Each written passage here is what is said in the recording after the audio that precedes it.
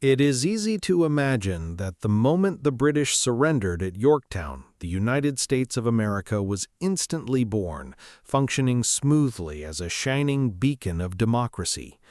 But the reality of transforming idealistic ex-colonies into a cohesive nation was a long, arduous process, filled with extreme economic hardship, disorganized state governments, violent insurrections, and a toothless Continental Congress.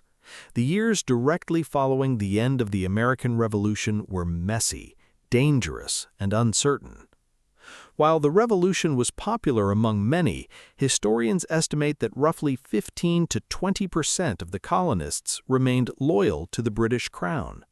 When the British surrendered at Yorktown in 1781, this massive chunk of the population faced instant peril.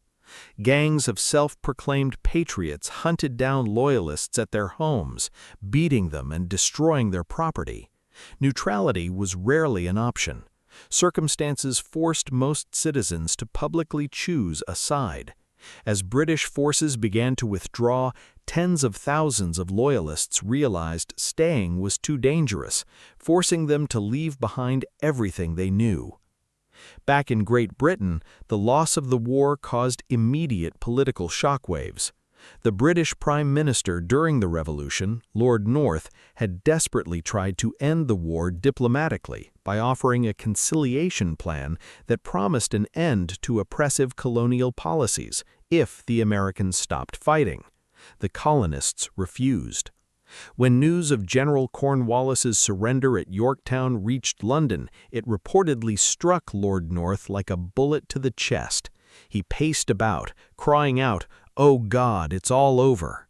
He resigned in disgrace shortly after, completely burned out by the immense stress of the conflict. Even after the surrender at Yorktown, the actual British withdrawal was agonizingly slow and messy. In July of 1782, nearly a year after Yorktown, the British Royal Governor of Georgia, Sir James Wright, had to flee the colony along with remaining military personnel. They scrambled onto ships bound for places like Florida, New York, and the West Indies, with Wright eventually making his way back to London. The physical war was winding down, but the legal and diplomatic battle was just beginning. Official peace talks commenced in Paris a full year after Yorktown in 1782. The British sent Richard Oswald, while the Americans deployed heavy hitters like John Jay, John Adams, and Benjamin Franklin. They signed preliminary Articles of Peace in November of 1782, but the final Treaty of Paris required months of grueling revisions. The Continental Congress ratified a preliminary version in 1783, and the final version was ratified in January of 1784. The British followed suit in April, and the official ratified documents were finally exchanged in Paris in May of 1784. The Treaty of Paris drastically redrew the map. England formally recognized the former colonies as an independent nation and ceded a massive expanse of land between the Allegheny Mountains and the Mississippi River. In return, the Americans promised to stop persecuting British loyalists, allow British creditors to collect old debts, and return property seized during the conflict. This led to the famous Evacuation Day in November of 1783, when the final British soldiers departed from New York alongside thousands of loyalists and former slaves. The departing British troops left a bitter parting gift. They nailed the British flag to a pole and greased it completely so the Americans couldn't take it down. A clever American soldier named John Van Arsdale managed to scale the slick pole, tear down the British flag, and replace it with the American colors. For decades, New York celebrated Evacuation Day with annual reenactments of this climb. Just a month after the British left New York, George Washington shocked the world by resigning as commander of the Continental Army. By voluntarily stepping down, Washington proved his commitment to the Republic over personal power. He quietly retired to his Mount Vernon estate, though his retirement would be short-lived. With the war over, the domestic situation quickly deteriorated. In the mid-1780s, a severe economic crisis gripped Massachusetts. Revolutionary War veterans who had returned to farming found themselves buried in debt. The state government refused to forgive these debts, foreclosing on properties and tossing farmers into debtor's prison. Outraged by this perceived betrayal, a savvy war veteran named Daniel Shays led an armed rebellion of 4,000 men against the state government to protest economic injustice and civil rights abuses.